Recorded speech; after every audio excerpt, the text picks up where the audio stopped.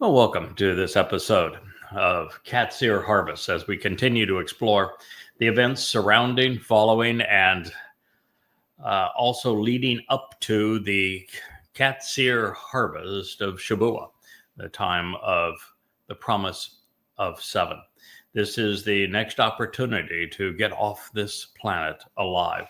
And it's one you'll want to take advantage of because Absolutely. the next 7 years are going to be really rough. If you think that the last year or so has been difficult for Israel and for Jews worldwide, You ain't seen nothing yet. that's what she just said. What she just said is correct. That is what the prophets have foretold. We're only 11 months from entering the time of Yaakov's troubles. I'm smiling. We're not making light of this. No. But God does have an off-ramp, and we are directing your attention to it. So is he. In fact, this next statement through the prophet Yoel, speaking of the last days, reads, "You should act to capitalize upon the festival feast of Shabuah, the promise of the Shabbat."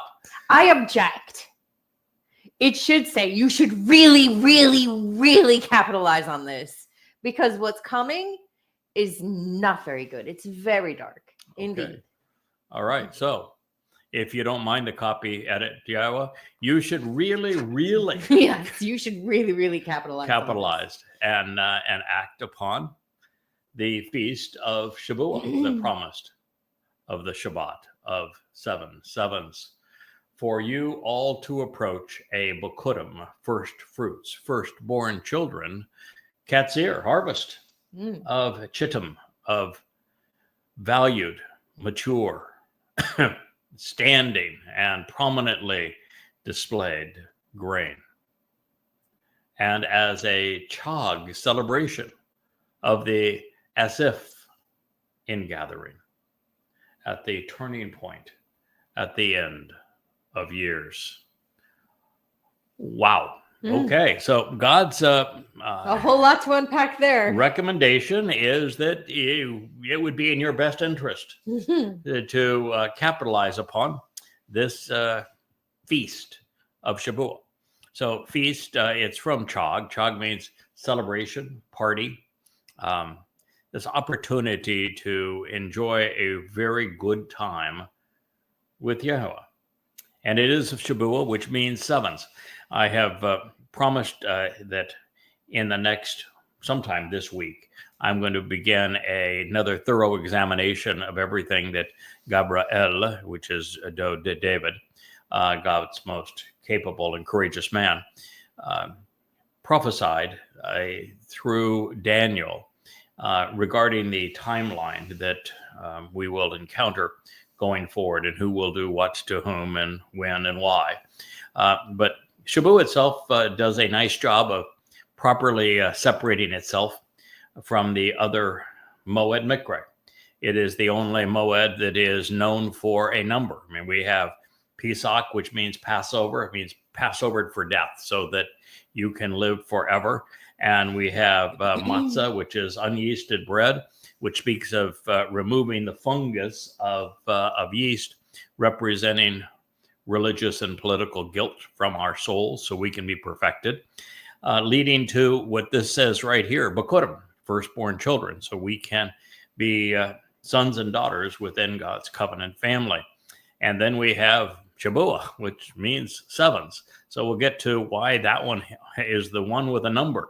And it leads to Teruah, which is the day of the herald, followed by Kippurim, which is plural of reconciliation, meaning the day of reconciliations, and then Sukkah, which is to camp out with God. So why is this one in the middle? And God tells us there are 3 harvests. This is the middle one. So if you're looking at that menorah that is spinning above my left shoulder, you're going to see that it has 7 candles, and that the harvest in the middle is represented by Shabuah, sevens. So how many years would you expect sevens to come before the return of Dode? Wookie, could you answer that question for Leah, please? What's even more interesting is, why does it stand alone? Why does this one light within Yahweh's most iconic symbol. Why does it stand alone? Yeah.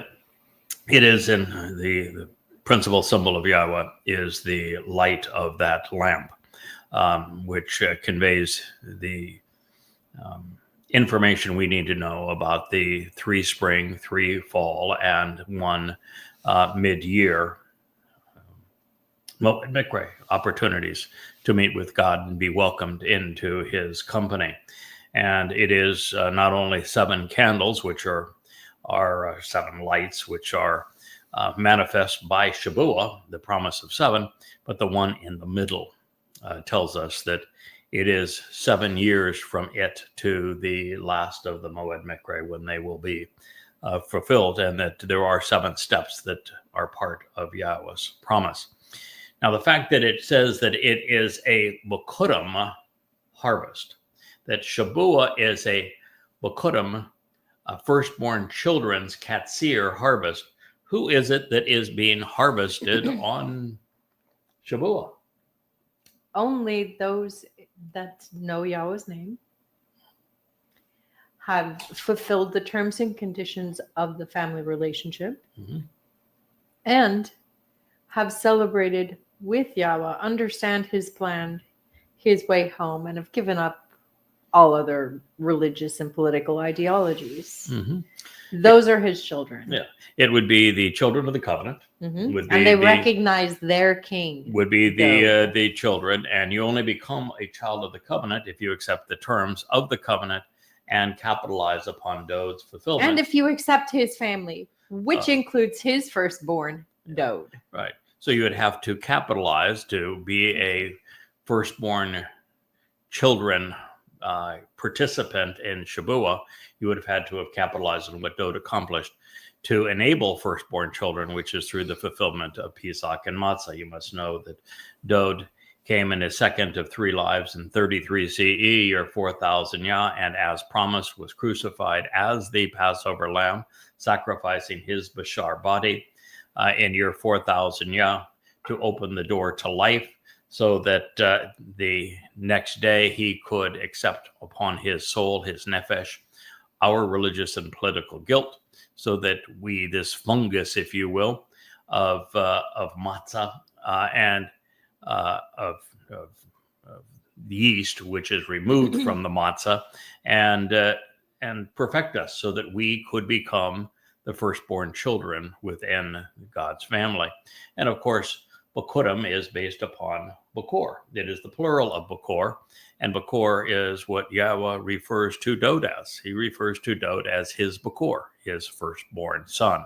Bikurim is simply firstborn children.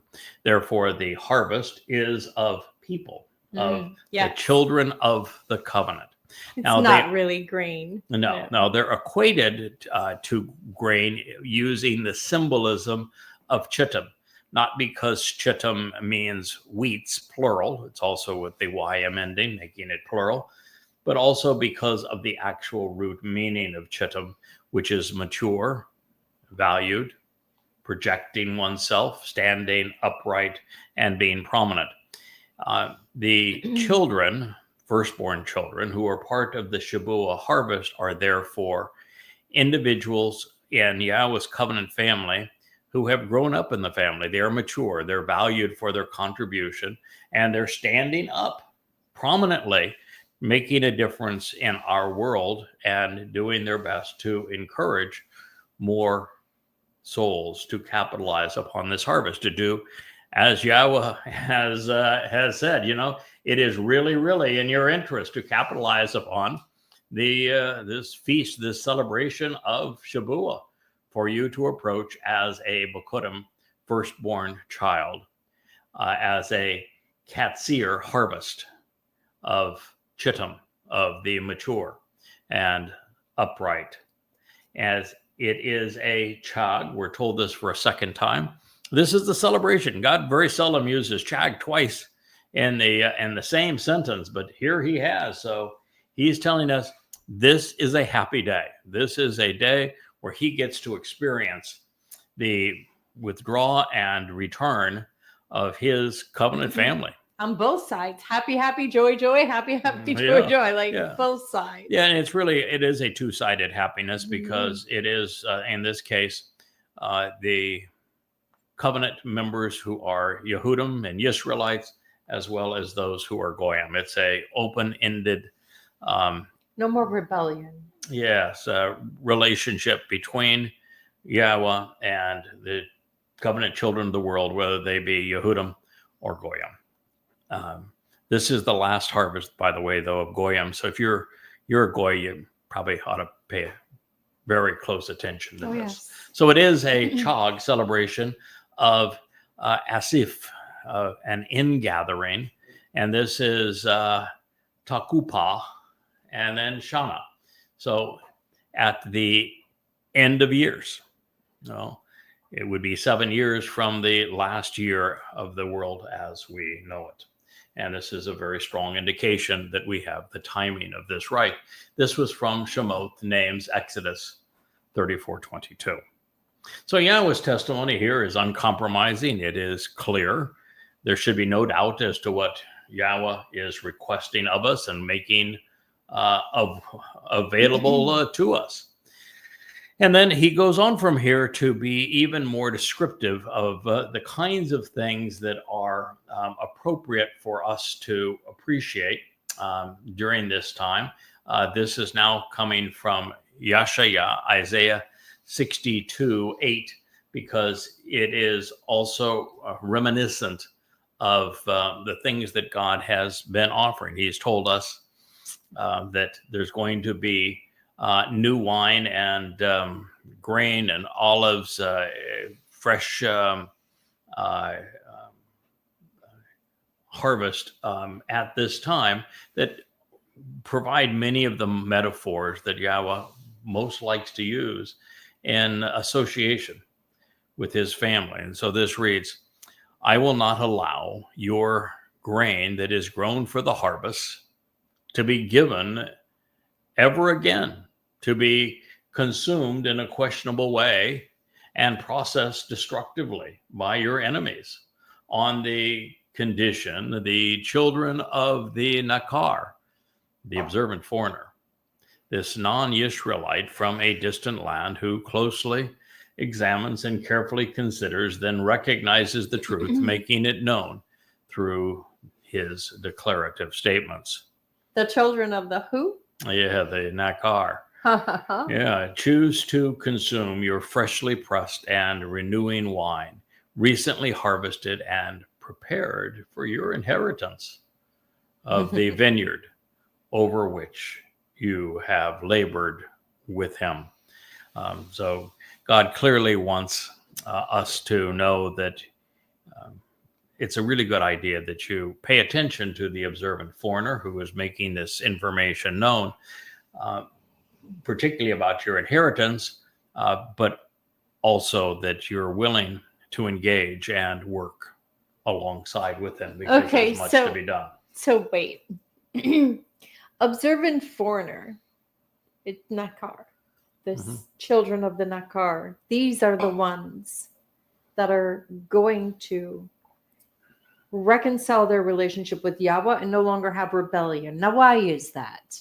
Why can't we get this from the rabbis or from our religion or from our culture or from our traditions? I'll tell you why. They're all full of ish. Get over it. Yeah. The problem with Yisrael, and the reason that Yahweh couldn't convey this through a Yisraelite, is the Israelites are still stuck in 1447 BCE, Yes, where they told so God true. to shut up and go away, that they didn't want to see him or hear from him again. And, until you can get over yourselves in that regard and start saying, hey, sorry, that was a really dumb move. We would really like you to come back, and we'll return to you, start listening to you and welcome you into our presence, be appreciative of you. And then you would be at a position where God could speak with you and through you again. But until that happens, well, you got us. Yeah, and we're not here to coddle you either. No. So this is similar to the prophecy in Yoel which is what led us to this, reinforcing the idea that the wine being served is as a way to celebrate what we are inheriting. And the timing is similar as well, suggesting that these prophecies are related and that they are intended for the last days. This theme is then reinforced by through Hosea, which is also addressing this same event, the same purpose, and the same time, also speaking of this new wine of inheritance. And then through Hosea, God said, and yet she did not discern or realize, even acknowledge, that by contrast, I had given her enduring grain.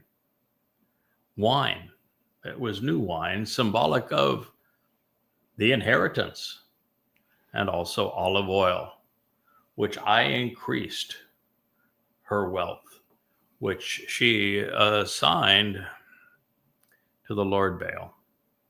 Ooh.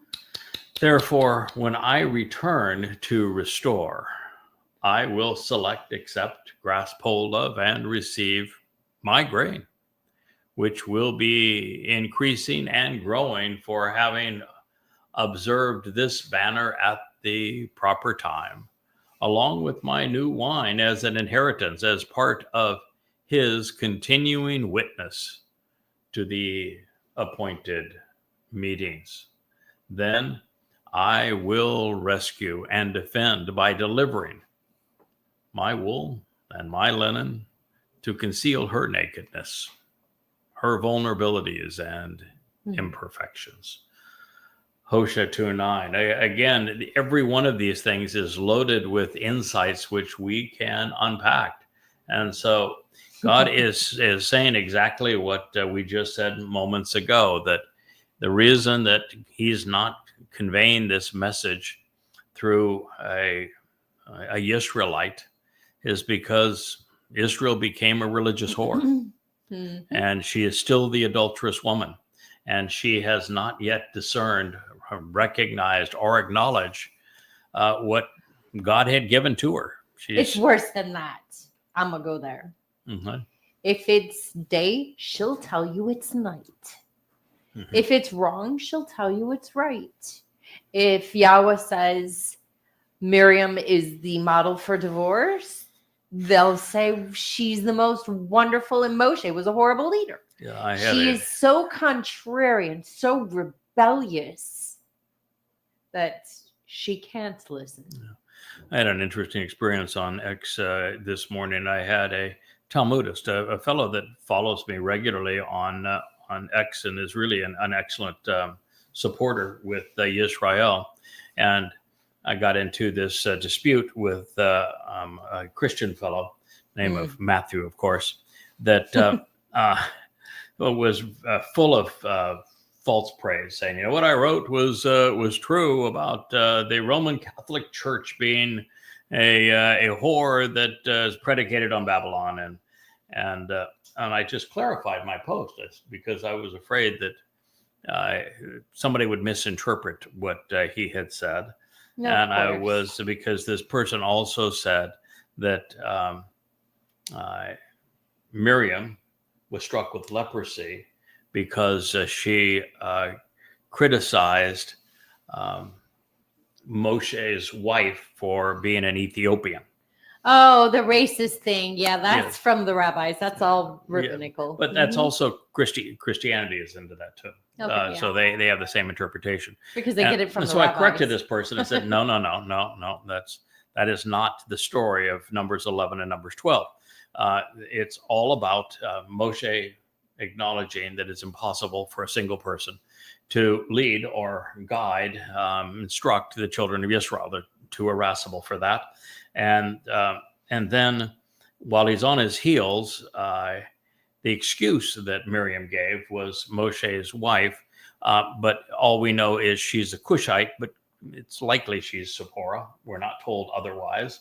And there's lots of places that are identified with Cush, Upper Mesopotamia, Arabia. Both north and southern regions associated with Egypt are all at various times referred to as Cushi. So uh, large territory, if you will. So but I said, Yahweh never even mentions it again. So from God's point of view, the issue was not race. From God's point of view, the issue was that Miriam also claimed that she too spoke for God and that God struck her with leprosy because Let's back of this that. up. What is Miriam's name? What's the root I know, to yeah, that? I know. Like Bitter, contentious bitter. and bittered. Yeah. But so this person, said, how long do they let you out of your padded cell each day? So charming. But Wow. this is a Talmudist, at least, and maybe it's unfair to call him a Talmudist, but he certainly is a very Heavily knowledgeable in the influenced. rabbinical writings in the Talmud, as well as the Torah. And he took this fellow to task. So my point was, occasionally you can find a Yisraelite who is willing to be supportive. He says, yeah, everything he said about the way he's interpreting this not only is accurate, his interpretations predate even the birth of Christianity. And so, it's a very astute conclusion that he has come to. And it is true that the rabbis take a very different point of view. So you can find some Jews that are supportive. So this says, she did not discern or realize, even acknowledge that by contrast, I had given to her the enduring grain, and as well as the new wine that is symbolic of inheritance and olive oil.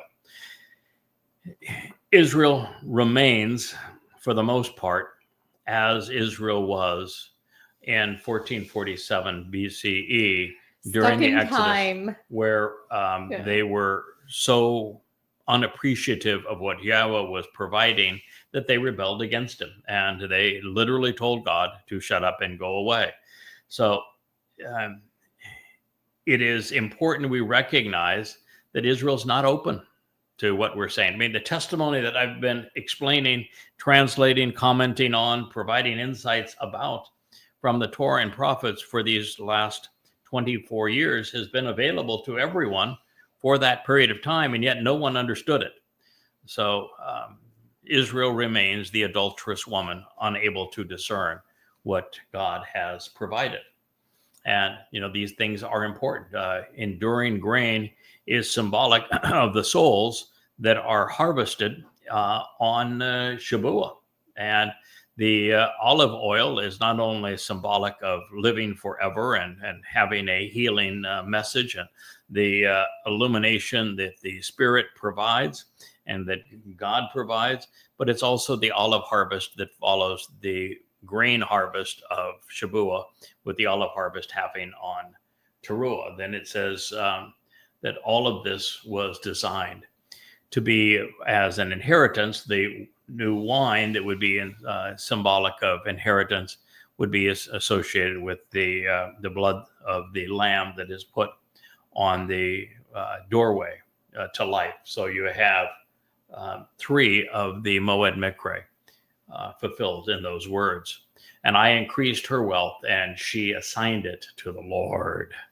In rabbinic Judaism, they write about the Lord. Their translations all say the Lord. They've replaced Yahweh's name with the Lord. And therefore, they transferred everything that God had said to them, everything that Yahweh had promised. They've transferred it all to the Lord. The Lord, Habel, the Lord. The Lord is the owner and the master, possessing and ruling over her.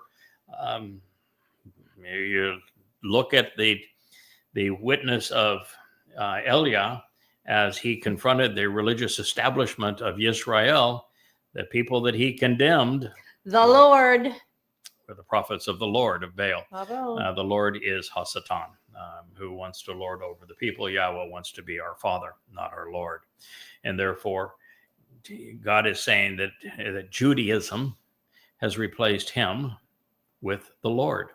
And by so doing, the Lord doesn't represent and reference Yahweh, nor does Hashem, but instead in Judaism, the God of Judaism is the Lord Baal, and therefore the adversary.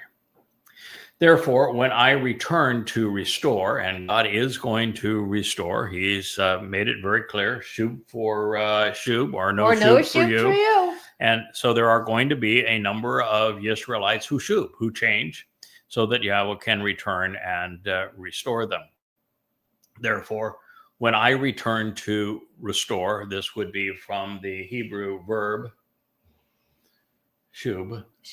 I will select, accept, grasp hold of, and receive lakash. I will take within my hands my grain, which will be increasing and growing for having observed this banner at the proper time. The grain that Yahweh is going to grasp hold of is the grain of the standing grain of the Shabbat, the Shabbat harvest, and that this new wine of inheritance means that they will be Bekurim, firstborn children, that capitalized on Pesach, representing the new wine and the inheritance that comes by way of Bekurim being adopted into God's covenant family. And this is all part of the Moed, this continuing witness to the appointed meetings, this restoring testimony that God is providing to us. That's an interesting term that he uses there for a continuing witness. Mm-hmm. Yes. Then I will rescue and defend by delivering my wool and my linen to conceal her nakedness and vulnerabilities and imperfections.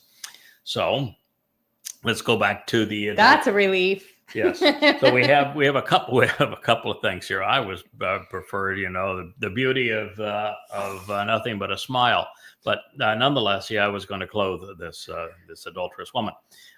Now, here's a couple of insights.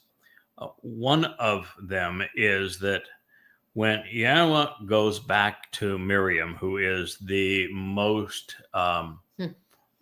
adulterous of all of Israel, as a woman, she was one who was part of the covenant and expelled from it, divorced from God, and she was then became leprous, which means don't touch her, don't go near her, don't have anything to do with her, don't even go close to her house. Yes, because she is leprous.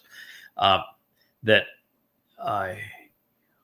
we know that the Adamah Parah is responsible for cleansing the adulterous woman that is Israel.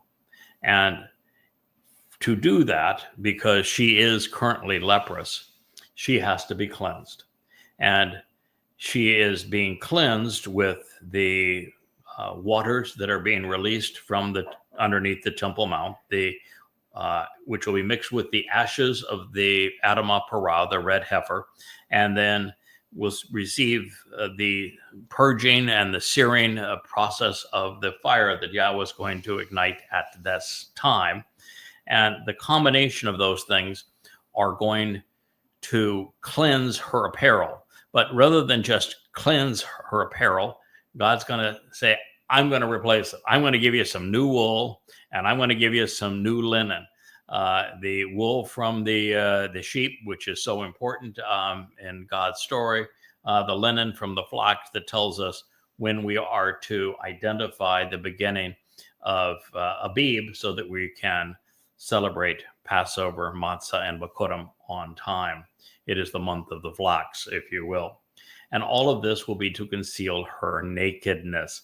It is, was going back to that story where in Devarim 24, when Yahweh makes his parting comments regarding Miriam, he says that the adulterous woman, this woman who has had two husbands, and both husbands saw her nakedness, and when they saw her nakedness, there was ugliness there. So they saw the adulterous woman of Israel laid bare.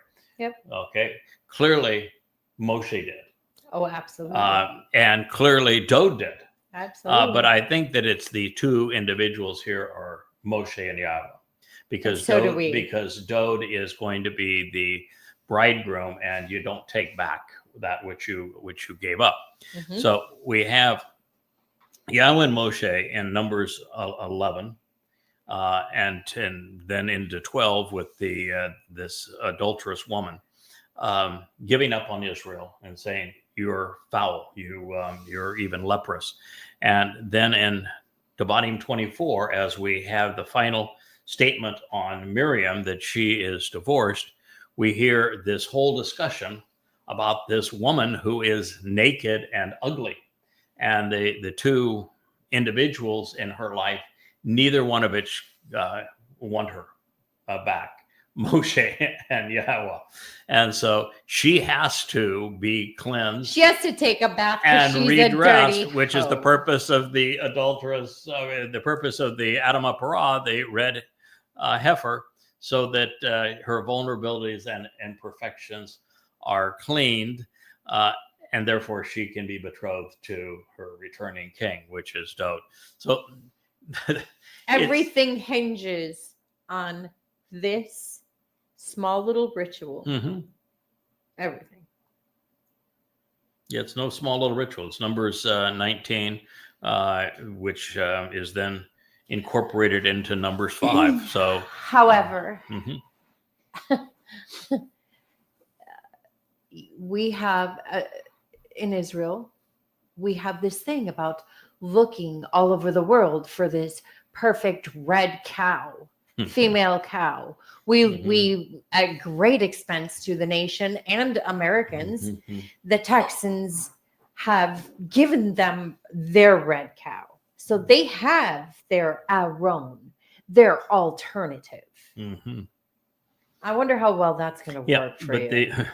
It's funny that the first red heifer, actual red cow that showed up in Israel happened to arrive the very year that I was in Israel. Yes. But strangely enough. But beyond the coincidence of that, it is an Adamah Parah. An Adamah Parah is a bloody red man of the earth who is productive. Just as the Passover lamb, when the Passover lamb fulfilled Passover in 33 CE, year 4000 Yah, it was Dod's body. Dod is a dude. He is not a lamb. He wrote of his own crucifixion, and the way that he wrote it, he was a man nailed to that Roman torture stick. So the same thing is true with the sacrifice of the Adamah Parah, known as the red heifer. He happens to be a bloody red bull. And the fact that it's Parah as opposed to Par just means that he is exceedingly productive, this bull. But if you're looking for a red cow, you're missing the entire point of the lesson. Well, isn't that the gist of it all? Yes. We miss... The Adamah Parah is in fact the gentleman that is speaking to you now. I am the one who will be butchered, who will be sacrificed on Teruah to the backdrop of a full solar eclipse. I can tell you exactly the moment it's going to happen, which is at sunrise on the 24th of September, 2033, which is year 6000 Yah. There will be a full solar eclipse at the time. It'll be on top of the Temple Mount overlooking the city of Dod. The Alaska Mosque will be removed. And then the ceremony that Elia is going to perform, which will replicate what he had done 2,888 years earlier. That would be 40 Yobel, followed by 3 eighths, eternity, eternity, eternity. Will be replicated on the Temple Mount in front of a replica of the witness, the tabernacle of the restoring witness, and facing the Mount of Olives to the east with the original altar there. Yahweh is going to release copious amounts of water from the Temple Mount that are going to be purging and cleansing.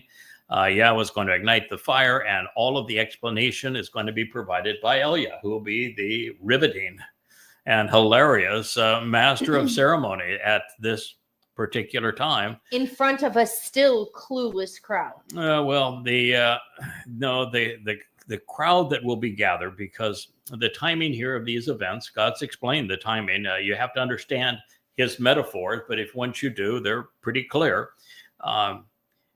The Shabuah harvest will have already occurred 7 years earlier. The Teruah harvest will have occurred the previous night. And the reason for the Teruah harvest, this gleaning, lakat, the previous night, is that everyone during the preceding 7 years, from the harvest of Shabuah to the lakat, gleaning of Teruah, during that 7 years, anyone who accepted the terms and conditions of the covenant and attended in the proper way the Moed Mikre, and understood how Dod fulfilled them, has re-embraced Yahweh's name, and done these sorts of things, will be covenant, and as covenant, they deserve to be transferred to immortal beings comprised of light, and they will receive that benefit at that point.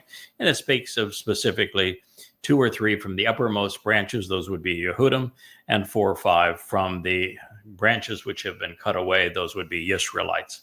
Now, there's your olive so oil. now all you have left is non-covenant members. Yahweh and Zechariah is specific, and what he says is that he is sending, he's going to provide 4 chariots. 3 of the 4 chariots leave Jerusalem. One of the 4 stays there. Of course, it's the one that is bloody red color, because you got the bloody red man from who is productive as the red heifer, and you've got this bloody red man coming from Edom, who saves many, that Isaiah celebrates in the 63rd chapter. And he stays right there because, well, he is the sacrifice. Then you have a black and a white spiritual chariot that goes and canvasses the world from, and there is a possibility here, and I want to be careful that I don't mislead anyone here. It is very clear from the testimony in Zechariah that the black and the white chariots are gone for half a day. And whether it is from sunset to sunrise or from sunrise to sunset, so it's either after the Shabuah harvest, after the Teruah harvest in Jerusalem of Israelites and Yehudim. So then immediately those 2 chariots go out, and they're out for till sunrise, which actually makes more sense. And they return to Jerusalem at sunrise, or they're collecting Israelites during the day is, just also a possibility, but it's over 12 hours. The black chariot is the one where it'll be color coordinated with the inhabitants, those Jews still wearing their mourning clothes because they're Haredi or ultra-Orthodox. They go on the black chariot, and the black chariot doesn't return to Israel. And the black chariot takes these people off and disposes of them. They do not belong going forward. There'll be no religious zealots of any kind, no even political advocates going forward from this point on among Israelites. The white chariot, however, this chariot comprised of light, and it's coordinated by a Ruach of Yahweh. It's going to gather every Israelite and Yehud from around the world that is receptive to the truth. At this point, they won't know much about Yahweh's name. They won't know much about the covenant. They won't know much about what they're going to expect is going to happen in Jerusalem. But they won't be rebellious. They won't be rebellious. They won't be religious. They won't be political. They won't be anti-Semitic. They won't be cantankerous towards God. They're going to be open to the truth. And all of those are being brought to Jerusalem to join those that are already gathered there based upon all of the testimony Yada, myself, and Elia have provided over the last 3.5 years. And they're anticipating what will be the greatest show on earth, which is the sacrifice of the red heifer, followed by Elia orchestrating this magnificent funeral pyre that is part of the offering of the red heifer that cleanses the adulterous woman. So that is what is being described here with all of these terms, so that you're in a position to know about it and to capitalize upon it. So we find yet another reference to Therosh. Therosh is this new wine uh, of the inheritance, and it's, you could just write it off as a Beaujolais, a new wine. It is lightly fermented, which means that the pathogens have been neutralized. Yeah, been neutralized, so that there's enough alcohol to make the wine safe, to make the water safe to drink, if you will, but not enough in there to be intoxicating. And Beaujolais typically have a lower alcohol content. That's what I meant. They have a lot. That's what I meant by it's a new wine. It's a Beaujolais with very low alcohol content, just enough to dispose of the pathogens without being intoxicating. Is the message here? But yet something that ties in to Passover, because of the fact of the matter is that it's essential what God did for us in fulfilling it. So this is another reference. It says, and the land, this would be either the Eretz or Yisrael, will respond with grain, growing exponentially, becoming an heir by the new wine. So the grain becomes an heir by the new wine, and the olive oil representing the spirit of enlightenment. The grain, Shabua, the olive oil, Teruah, and this collectively, they are part of the inheritance. And it says the olive oil representing the spirit of enlightenment. And they will want to provide answers regarding that which is associated with Yisrael. And this is not Israel in the sense of the individuals who engage and endure with God. This is Yzrael. These, and so it is from Zerah, and with the Y in front of it, suggesting that it is in first person, which would be my, and then Zerah as seeds which are sown, which grow and become harvestable, and El associated with God. So it would be my Israel, my seeds. You forgot the Ra, which is shepherding. God. Yeah. Concerning his connection with seeds being sown and becoming productive, and thus what is conceived and produced by God from Zerah to sow, conceive, produce, and yield, and El, God, commonly transliterated as Jezreel. But when you look at the component parts, there's so much more to the story than that.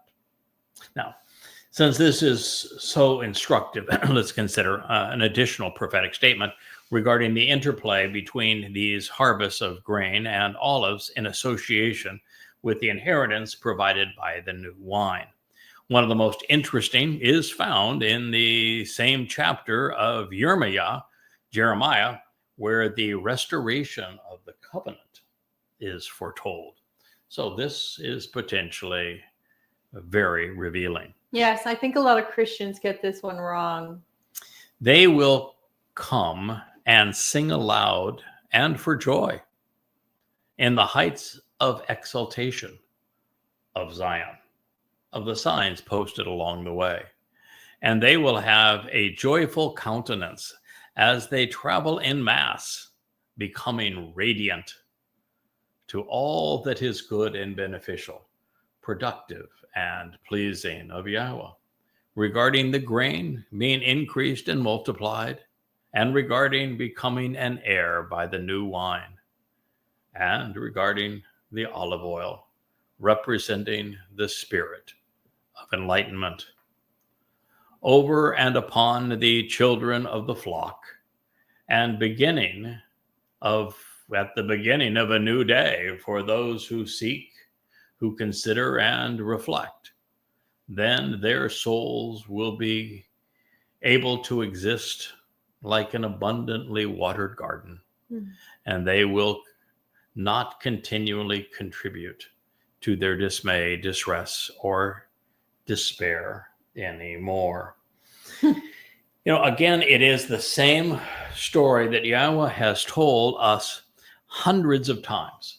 And let me go back and I will explain this, because the same symbols are being used to reveal how Yahweh is ultimately going to prepare the mortal remnant of Yisrael to be betrothed to his beloved son upon his return with Dod on Yom Kippurim, so that we can celebrate the wedding and the honeymoon for the next 1,000 years during Sukkah.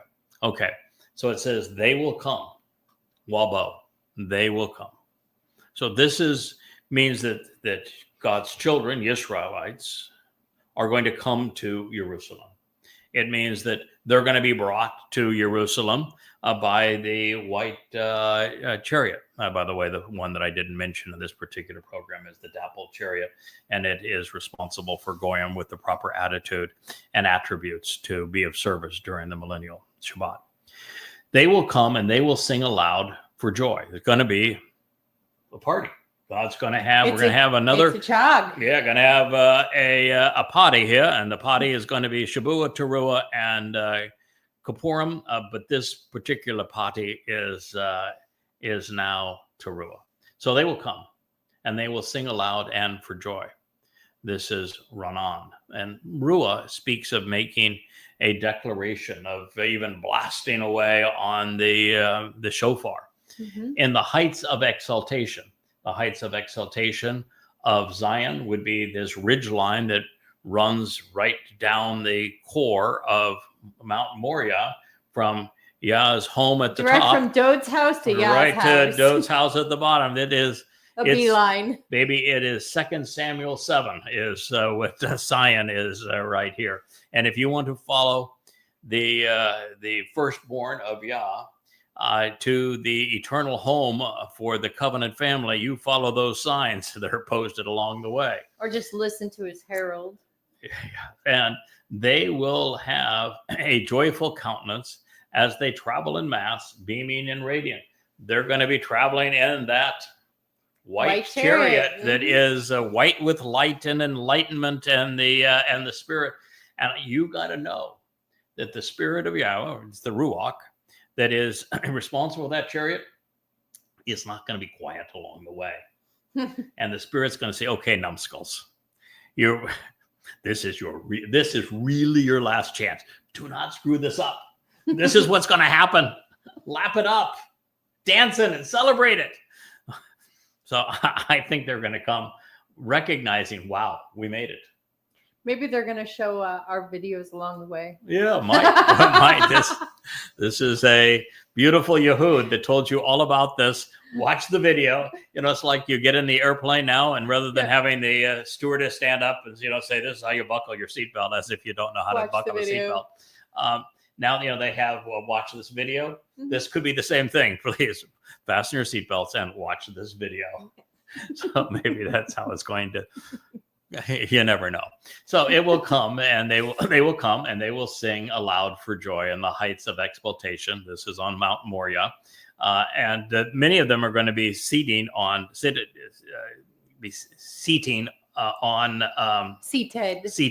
There you go. They will be seated. Past tense verb in the future. They will be seated on the Mount of Olives, because it actually climbs up higher than does Moriah, and it gives stadium seating. Well, that chariot has to have somewhere to land, right? Yeah, of what's going to happen, because the sacrifice of the red heifer and Eliah's narrative all occurs facing east, because the tabernacle always faced east. So it's going to face the... despite what the religious will tell you. Yes, it's going to face the Mount of Olives. Mm-hmm. So... and the signs will be posted all along the way between these, the tabernacle of the restoring witness and Dod's home in the city of Dod. And they will have traveled in mass, beaming and radiant to all that is good, beneficial, productive, and pleasing, because that is now their preparation to be betrothed to Dod. Yahweh is ecstatic, and it says of Yahweh regarding. And then the grain being increased and multiplied, and regarding becoming an heir by the new wine, and regarding the olive oil representing the spirit of enlightenment.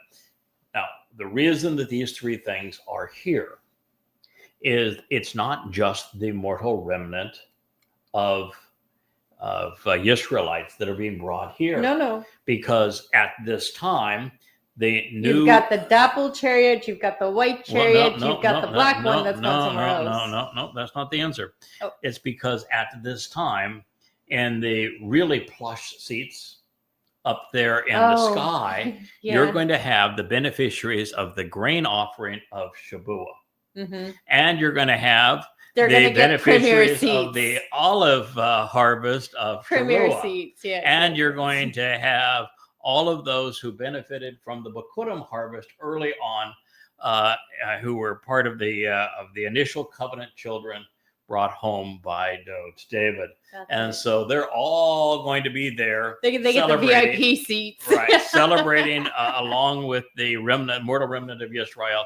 That's one of the reasons it's the greatest show on earth. Yeah. And, Yahweh's going to be there. He's going to ignite the fire. He's going to be applauding. When, I think we have box tickets. Yeah. It's going to... I am not going to have the most desirable seat in the house. You have one. No, this is I'm the bull in the arena for this one. Yeah.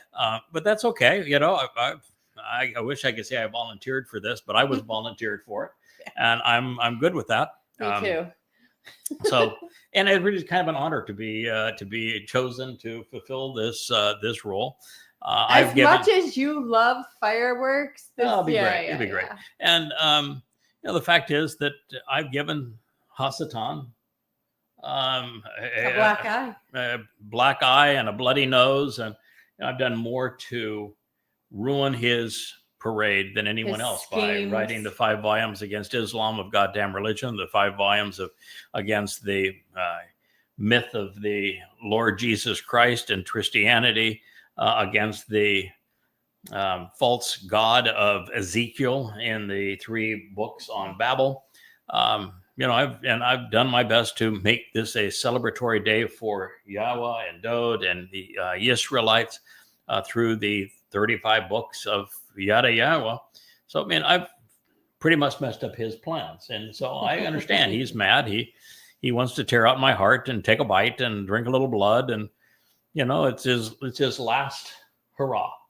That's right. It's his last hurrah. And my body that he's going to bludgeon is of no value to me at that point. So I'm going to be delighted to get rid of it. It's a win-win for everybody. He gets his last, I call it the Feast of the Beast. He gets what he thinks he wants. Eat flesh, drink blood, and celebrate my death while I get to shed this mortal body and stand along the right hand of Dod, our king. So works out beautifully for everybody.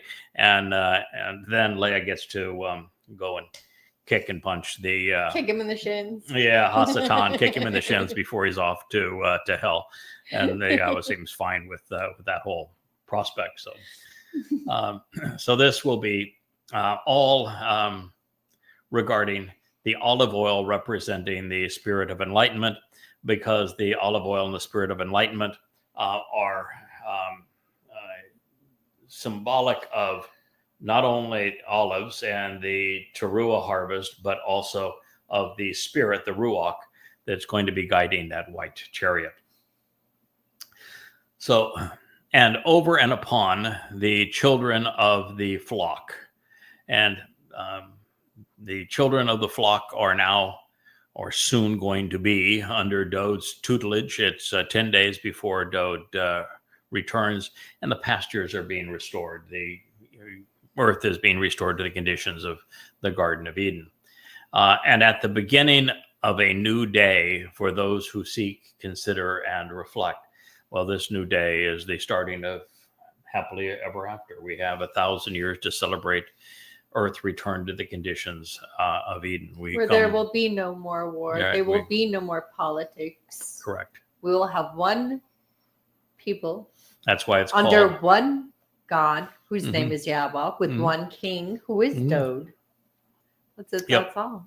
And that's why it's referred to here as an abundantly watered garden, just like Eden. And they will not continually contribute to their dismay, distress, and despair anymore. This is consistent with the Yirmiyah 31, probably 33 or 34. This is 31:12. There it says that after the Torah is written inside of them and Yahweh gives them his name, that there will not be then any corruption. The corruption of his testimony will cease at that point. And so this is saying very much the same thing. So this is prophetic of those who take part in the Shabuah harvest of grain and the Teruah gleaning of olives, becoming heirs to the universe as a result of Passover, Matzah, and Bikurim.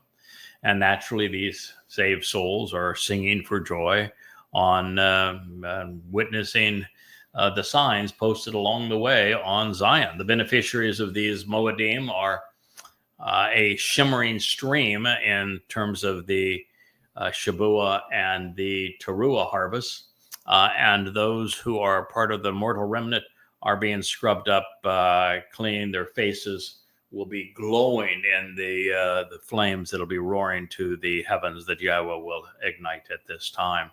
Everything will be beautifully and brilliantly illuminated. It's joyful as we all enjoy the beneficial and satisfying, pleasing results that Yahweh is preparing for us.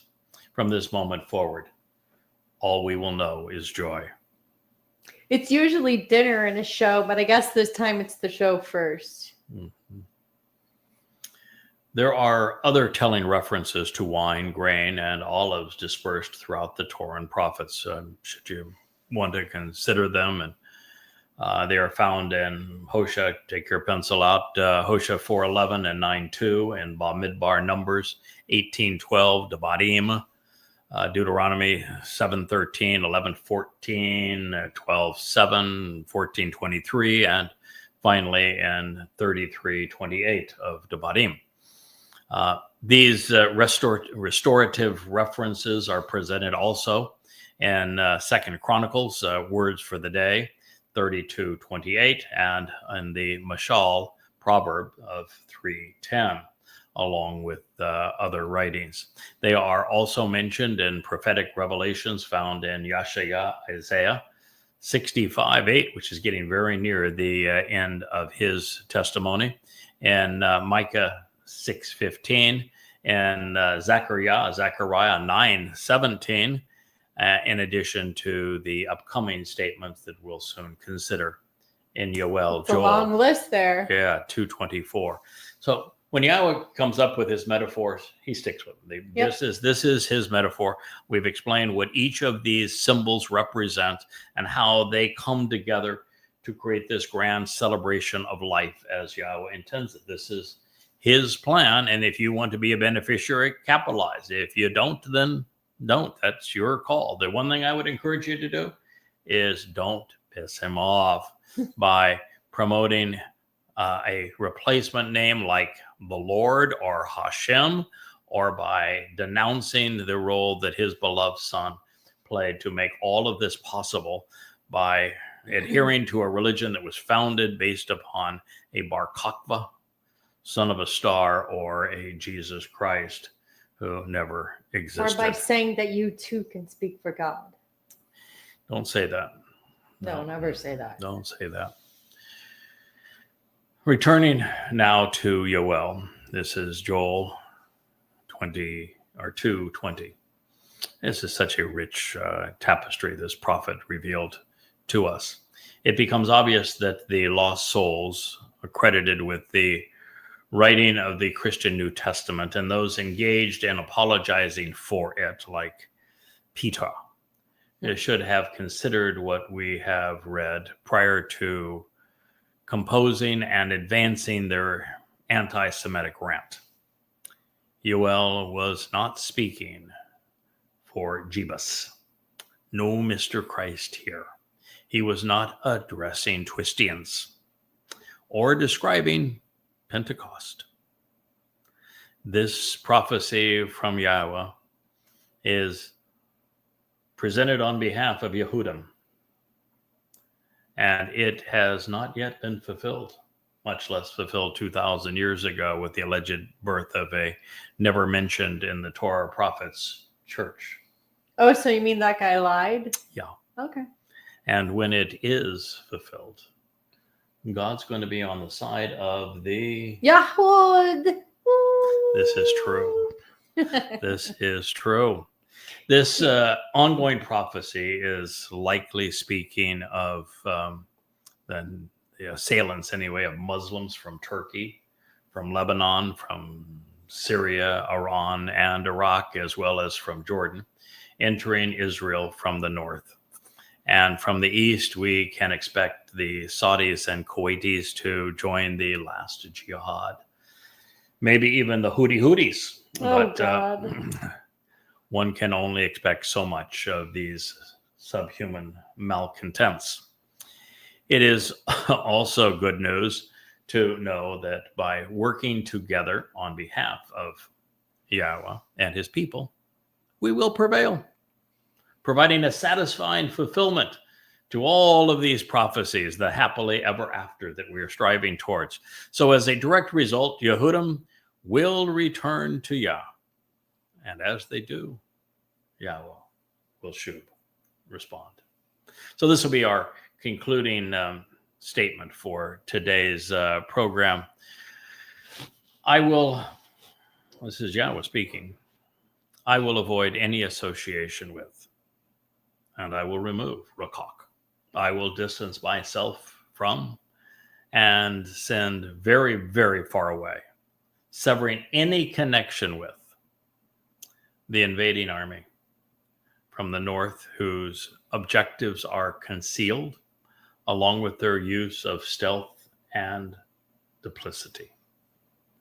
Wa'eth ha Saphoni, this military comprised of militants from the north, whose quest for treasure remains undisclosed, whose motives are sinister, and who prefer to remain hidden and unseen, especially with regard to their actual intent. It is from Safan to hide from discovery and to seek treasures and own, powerful and all-encompassing, from within and over you. It hurts me to say from within, but from within and upon you. Then I will drive him out, and I will banish him into a realm which is parched and lifeless, a deserted desolation. Concerning his appearance, facing forward, pacing towards the sea, from the east he will meet his demise. At the conclusion of this journey, doing so at the sea in the end. And his stench will rise up, and his putrid smell will ascend, because he has acted boastfully. Yoel, Yahweh is God, Joel 2:20. Well, such will be the end of Islamic militarism. All of the Muslims in the world are no match for Yahweh. He will do what the IDF could not. Nope. We are now free to walk about and enjoy the planet. It isn't just that Yahweh favors Yisrael. He disavows other associations. And this time, the point of departure sounds bad for those on the wrong side of this impenetrable divide. Now, most translations state that this foe will be arriving from the north instead of also from the east. Their justification comes by way of a derivative of Saphoni. However, its verbal root reveals something far more menacing. This invading army will have concealed their objectives, and they will deploy either duplicitously through diplomacy or by stealth technology. Now, what that will mean is that if from the north, and if the Turks, they're going to say, oh, we'll be a security force we're going to protect you, Israel. No problem. I know there's jihadists here, but you can trust us. We're going to protect you.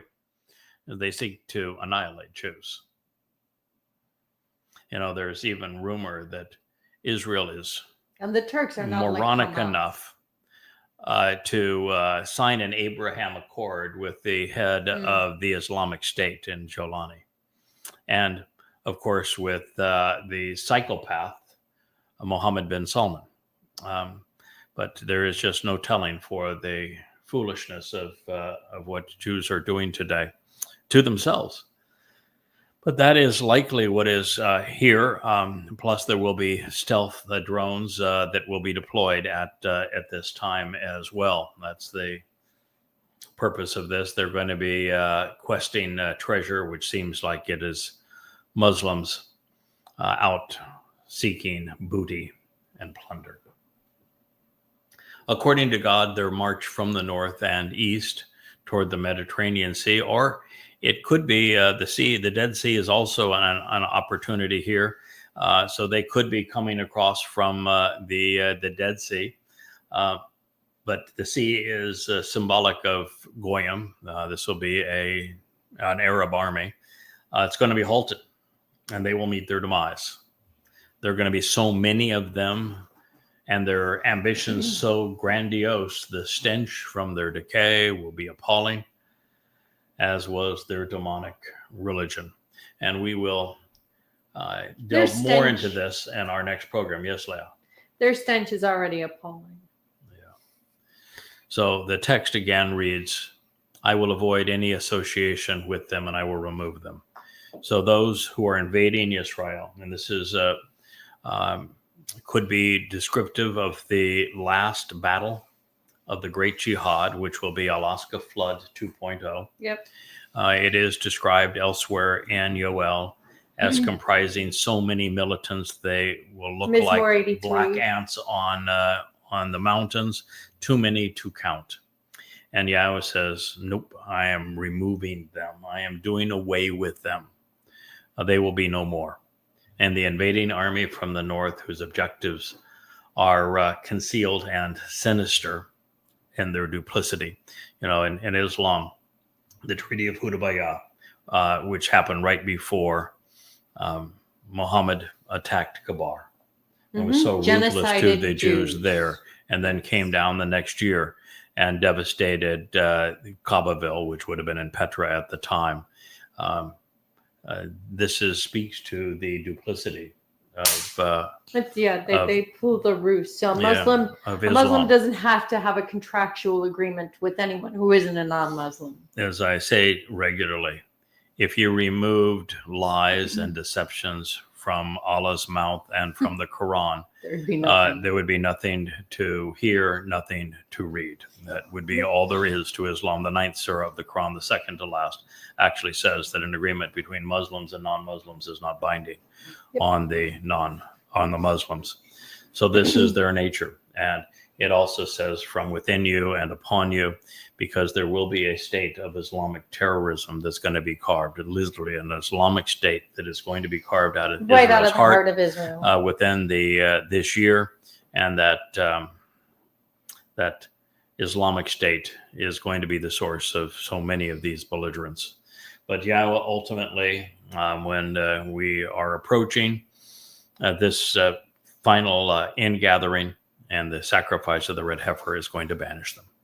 And he's going to send them to a realm which is parched. He can send them back to Arabia before he annihilates them, a lifeless and deserted desolation. Concerning his appearance facing toward the sea, and again, the sea could be that he's coming from there's another group coming from the east, and this could well be the Dead Sea. It's also referred to as the sea. It just means that he is a Gentile, and coming from the east, he could be stopped as he faces the sea, the Dead Sea, or he could have already ransacked Israel. This is the last end of that battle, at which point he's made it to the sea. And Yahweh says, that's enough there, stupid. We have a little meeting together. Will you come with me, please? But that will be the end. And then God says that the stench, this foul odor will rise up, and it will be a putrid smell. And that's the smell of religion from God's point of view. Mm-hmm. And it will ascend because he has acted so boastfully, and that it would be Hasatan himself. Yeah. And so he will be gathered in. He has one last act, which is the butchering, the feast of the beast, of the red heifer, and the feast of the beast, and then to be kicked in the shins by Leah prior to being sending off to Sheol. So that's the story. It is God telling us his truth from every possible way. And we will pick this up with fear not and do not be awed, earth or the land, and be glad and show a positive attitude, because Yahweh has done this and will continue to do great things which enable your growth. We'll pick that up in our next episode from the library studio of the Yahweh blog. And we are your hosts, Leah and Craig Wynn. Shalom. Thank you for listening.